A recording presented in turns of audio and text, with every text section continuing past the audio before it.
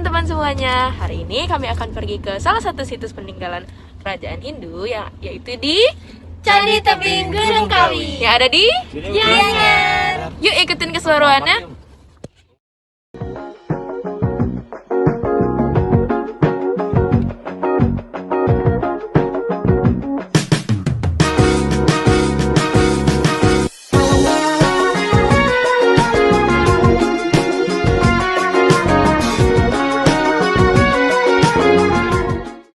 Saat ini, kami sedang dalam perjalanan menuju Candi Gunung Kawi. Kenapa sih kami memilih Candi Gunung Kawi? Alasan kami memilih tempat ini, selain karena keindahannya, keunikan candi ini juga menjadi alasan, di mana candi ini merupakan candi yang reliefnya dipahatkan pada tebing batu yang sangat keras atau biasa disebut dengan Candi Padas, serta berada di dasar lembah dengan beberapa cekungan. Dari kota Denpasar menuju lokasi ini berjarak sekitar 41 km dan memakan waktu perjalanan sekitar 1,5 jam. Hai, jadi kita udah nyampe di Candi Tebing Gunung Kawi. Enggak jangan.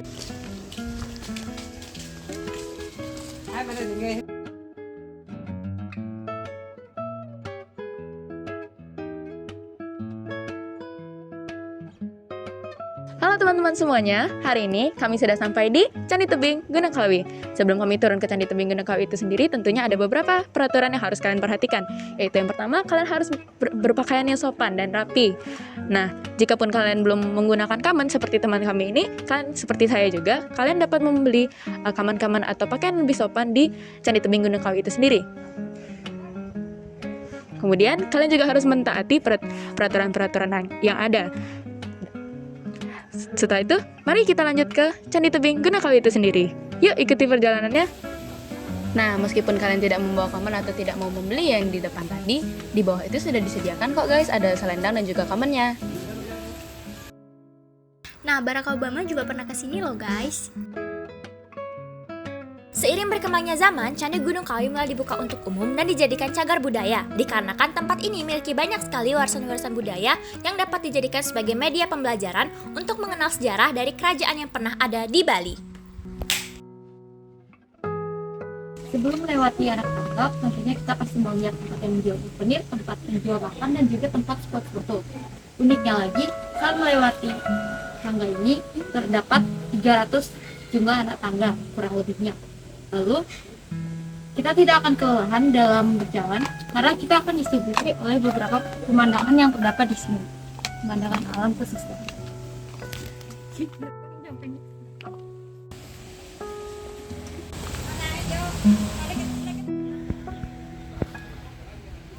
Setelah melewati jalan setapak dan tangga-tangga yang berdampingan dengan hasil kerajinan tangan warga setempat, kalian akan menjumpai tangga yang diapit oleh tebing batu padas yang tinggi yang akan membawa kalian ke situs candi utama Gunung Kawi. Nih, kita berdua paling belakang. Kita ditinggal, guys. Ya, karena aku sebagai kameramen utama. Itu mereka di sana. Kata saya tadi makan dulu, guys. Karena memerlukan tenaga Untuk melewati berapa ya? 300 berapa? 300 anak tangga. tangga. Hai.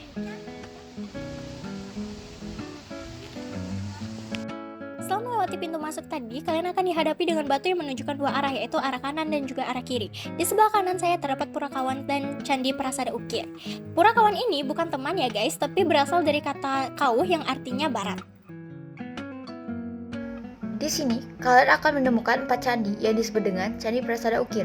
Kelompok 4 candi yang terdiri atas 4 candi yang dibangun berderet terletak di sebelah barat Sungai Pakrisan menghadap ke timur berhadapan dengan kelompok 5 candi. Candi ini dipercaya dibangun sebagai persembahan untuk 4 Sri Raja Udayana. Keseluruhan kompleks candi ini difungsikan sebagai pura dengan adanya pura Kauhan serta sebagai sarana peribadatan keluarga kerajaan dinasti Warmadewa. Nah, di sebelah kiri saya adalah jalan menuju Pura Puncak Gunung Kawi, Pura Taman Suci, Pura Melanting, dan Pura Gunung Kawi.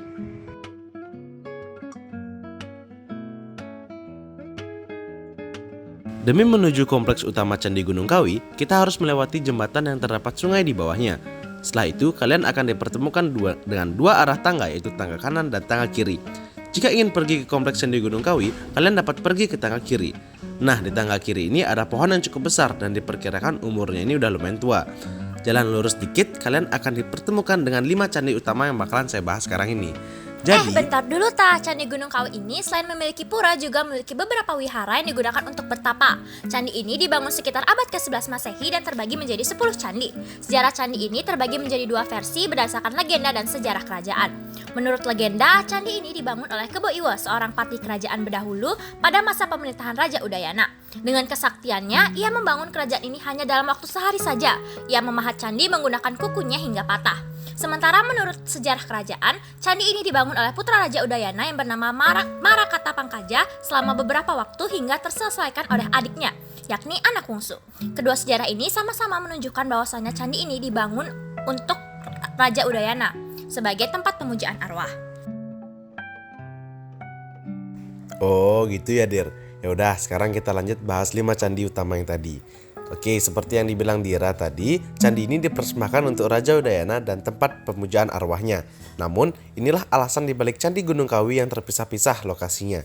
Di antara ke-10 candi di kawasan ini, diperkirakan bangunan pertama yang dibangun adalah candi yang posisinya paling utara dari rangkaian 5 candi di timur sungai. 5 candi utama ini dipersembahkan ke Boiwo untuk keluarga kerajaan, yaitu Raja Udayana, Permaisuri Gunapriya Dharma Patni, dan ketiga anak mereka yaitu Airlangga, Marakata, dan anak Wungsu.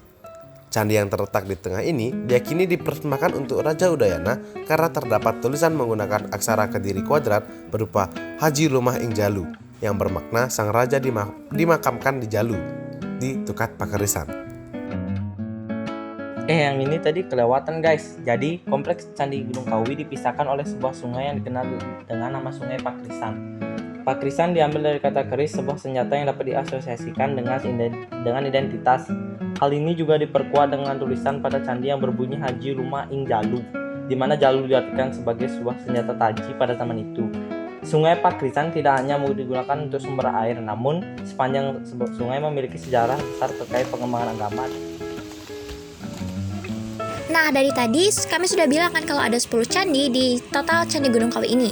Tapi jika dihitung dari tadi, candinya baru berjumlah 9. Nah, satu candi lagi ada di sini, yakni candi ke-10 yang dinamakan Pura Bukit Gundul. Candi ini terletak di sisi selatan sungai dan kita harus sedikit masuk ke pojok untuk dapat melihat candi ke-10 ini.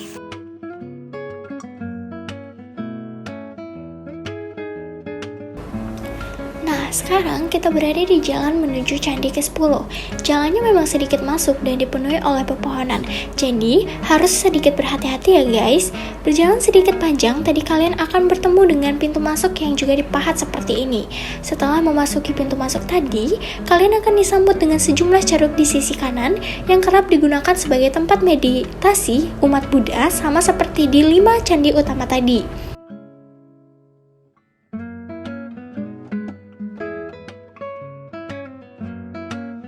Ceruk-ceruk ini juga dipahat pada dinding tebing.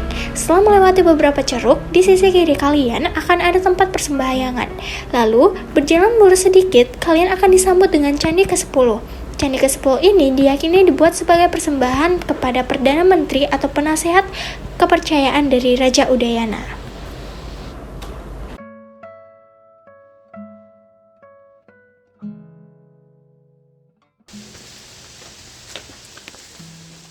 Jadi guys, karena kita sekarang udah mau balik ya, udah selesai dari tempat apa? Situs peninggalan masa Hindu. Itu Sekarang di kita mau, Candi Tebing Gunung Kawi. Capek guys, dari tadi kita bola-balik naik turun tangga. jadi sekarang kita mau makan ya. Kita mau cari tempat yang dulu.